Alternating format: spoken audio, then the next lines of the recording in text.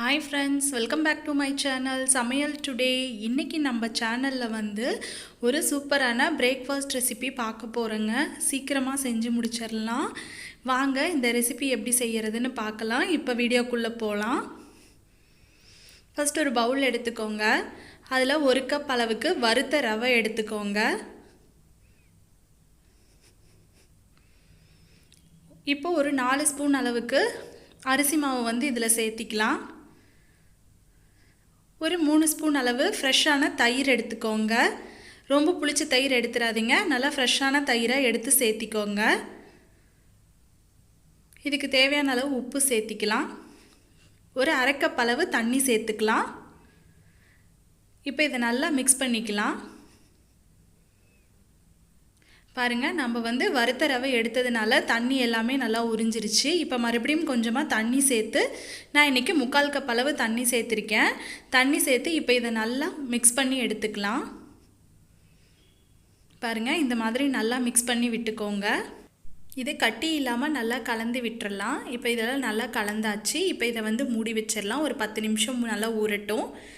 இப்போ 10 நிமிஷத்துக்கு அப்புறம் நம்ம திறந்து பார்க்கலாம். பாருங்கள், இப்போது ரவை வந்து நல்லா ஊறிடுச்சு. தண்ணியெல்லாம் பாருங்கள் நல்லா சூப்பராக ஒரு திக்கான பதத்தில் இருக்குது. இப்போ இதில் கொஞ்சமாக வந்து நம்ம சோடா உப்பு சேர்த்துக்கலாம். சமையல் சோடா சேர்த்து கொஞ்சமாக தண்ணி ஊற்றி நம்ம வந்து இதை நல்லா மிக்ஸ் பண்ணி எடுத்துக்கலாம். ஒரு தோசை மாவு ஊற்றுவோம் இல்லையா, அந்த அளவுக்கு வந்து நம்ம நல்லா மிக்ஸ் பண்ணி எடுத்துக்கலாம். பாருங்கள், இந்த மாதிரி நல்லா மிக்ஸ் பண்ணியாச்சு. இது கரெக்டான அளவு. இப்போ வந்து நான் அடுப்பில் வந்து பணியாரக்கல் வச்சு நல்லா சூடாயிருச்சு. இதில் வந்து நம்ம எண்ணெய் விட்டுக்கலாம். பாருங்கள், எல்லா குழிகள்லேயும் இந்த மாதிரி நல்லா எண்ணெய் சேர்த்துக்கலாம். இப்போ நம்ம கலக்கி வச்சுருக்கிறத வந்து ஒரு சின்ன கரண்டி, சட்னி ஊற்றுற அந்த கரண்டியால் கொஞ்சம் கொஞ்சமாக நம்ம ஊற்றி எடுத்துக்கலாம். ரொம்ப பெருசாக ஊற்றிட வேண்டாம், கொஞ்சம் கொஞ்சமாக சின்ன சின்னதாக ஊற்றி எடுத்துக்கோங்க. பாருங்கள், இந்த மாதிரி எல்லாத்துலேயும் ஊற்றி எடுத்துக்கோங்க. இப்போ இதை வந்து ஒரு 3 நிமிஷம் வந்து நம்ம மீடியம் ஃப்ளேமில் வச்சு வேக வைக்கலாம். இப்போ 3 நிமிஷம் கழித்து இப்போ ஒவ்வொன்றா நம்ம வந்து திருப்பி போட்டுக்கலாம். பாருங்கள், இந்த மாதிரி ஒவ்வொன்றா வந்து நம்ம திருப்பி போட்டுக்கலாம். எல்லாத்தையும் திருப்பி போட்டுட்டு இதை வந்து ஒரு 2 நிமிஷம் வந்து நல்லா வேக வச்சுக்கலாம். 2 நிமிஷம் ஆனதும் இதை வந்து நம்ம ஒவ்வொன்றா எடுத்து வச்சிடலாம். பாருங்கள், இப்போ ஒவ்வொன்றா எடுத்தாச்சு. இப்போ இந்த பணியாரம் வந்து ஈஸியாக ரெடி ஆகிடுச்சு. இது அப்படியே இருக்கட்டும். இப்போ கடாயில் வந்து ஒரு 2 ஸ்பூன் அளவுக்கு எண்ணெய் சேர்த்துக்கோங்க. எண்ணெய் நல்லா சூடானதும் கொஞ்சமாக கடுகு உளுந்தம்பருப்பு சேர்த்துக்கோங்க. கடுகு பொரிஞ்சதும் ஒரு மீடியம் சைஸ் வெங்காயத்தை வந்து நான் கட் பண்ணி வச்சுருக்கேன், பெரிய வெங்காயம். அதை வந்து இதில் சேர்த்துக்கலாம். கொஞ்சமாக கருவேப்பிலை சேர்த்துக்கலாம். சேர்த்துட்டு வெங்காயம் வந்து நல்லா வதக்கிற வரைக்கும் நல்லா வதக்கி விடுங்க. இப்போ வெங்காயம் நல்லா வதங்கிடுச்சு.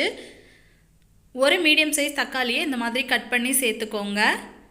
சேர்த்திட்டு தக்காளியும் நல்லா வதங்குற வரைக்கும் நல்லா வதக்கி விட்டுக்கோங்க. தக்காளி நல்லா வதங்கி வரணும். இப்போ இதுக்கு தேவையான அளவு உப்பு சேர்த்துக்கலாம். கொஞ்சமாக மஞ்சத்தூள் சேர்த்துக்கலாம். 3/4 ஸ்பூன் அளவுக்கு மிளகாய்த்தூள் சேர்த்துக்கலாம். 1/2 ஸ்பூன் அளவு ஜீரகத்தூள் சேர்த்துக்கலாம். சேர்த்திட்டு இது எல்லாத்தையும் நல்லா வந்து மிக்ஸ் பண்ணி விட்டுக்கோங்க. அந்த மசாலா வந்து இந்த எண்ணெயிலேயே வந்து ஒரு நிமிஷம் வந்து நல்லா ஃப்ரை பண்ணி எடுத்துக்கணும். பாருங்கள், இப்போ தக்காளி எல்லாம் நல்லா வதங்கிடுச்சு. இந்த மசாலாவும் நல்லா வந்து எண்ணெயில் ஃப்ரை ஆகிடுச்சு. இந்த அளவுக்கு நம்ம வந்து நல்லா வதக்கிக்கிட்டால் தான் அந்த பச்சை வாசனை எல்லாமே போகும். பாருங்கள், இப்போ எல்லா தக்காளியெல்லாம் நல்லா வதங்கிடுச்சு. இந்த ஸ்டேஜில் நம்ம ஏற்கனவே செஞ்சு வச்சுருக்க அந்த பணியாரத்தை வந்து இதில் நம்ம போட்டுக்கலாம். இப்போ போட்டுட்டு நல்லா மிக்ஸ் பண்ணி விடலாம். நம்ம வந்து ஏற்கனவே வதக்கி வச்சுருக்க அந்த தக்காளியில் வந்து இதை போட்டு நல்லா மிக்ஸ் பண்ணி நம்ம விட்டுக்கலாம். பாருங்கள், இந்த அளவுக்கு நல்லா போட்டு மிக்ஸ் பண்ணிக்கோங்க. அடுப்பை வந்து லோ ஃப்ளேமில் வச்சுக்கோங்க, ஹை ஃப்ளேமில் வைக்க வேண்டாம். பாருங்கள், இந்த அளவுக்கு எல்லாத்தையும் நல்லா மிக்ஸ் பண்ணி விட்டுக்கோங்க. இந்த மாதிரி டிஷ் செய்யும்போது உங்களுக்கு வந்து குழம்பு வந்து செய்யணுங்கிற அவசியம் இல்லை. இந்த மாதிரி செஞ்சு கொடுத்தீங்கன்னா குழந்தைங்க வந்து இது என்ன புதுசாக இருக்கே அப்படிங்கிற மாதிரி அவங்க வந்து விரும்பி சாப்பிடுவாங்க. தனியாக வந்து இந்த சட்னியோ சாம்பாரோ இந்த மாதிரி கொடுத்தா வந்து அவங்க அதை சாப்பிட மாட்டாங்க. இந்த மாதிரி வெங்காயம் தக்காளி எல்லாம் மசாலாலாம் போட்டு செஞ்சு கொடுக்குறப்ப அவங்களுக்கு வந்து ரொம்ப பிடிக்கும். சீக்கிரமாகவும் சாப்பிட்ருவாங்க. கடைசியாக வந்து நம்ம கொஞ்சமாக கொத்தமல்லி தழை தூவி நம்ம அடுப்பு ஆஃப் பண்ணிடலாம்.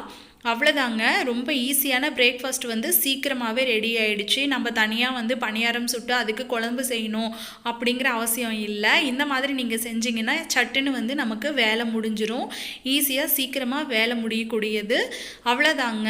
இந்த வீடியோ உங்களுக்கு பிடிச்சிருந்ததுன்னா கீழே கமெண்ட்ஸில் சொல்லுங்கள். உங்கள் ஃப்ரெண்ட்ஸ் அண்ட் ரிலேட்டிவ்ஸ்க்கு வந்து இந்த வீடியோவை ஷேர் பண்ணிக்கோங்க. மறக்காமல் சமையல் டுடே சேனலை சப்ஸ்கிரைப் பண்ணிக்கோங்க. பக்கத்தில் இருக்க பெல் ஐக்கானையும் கிளிக் பண்ணிக்கோங்க.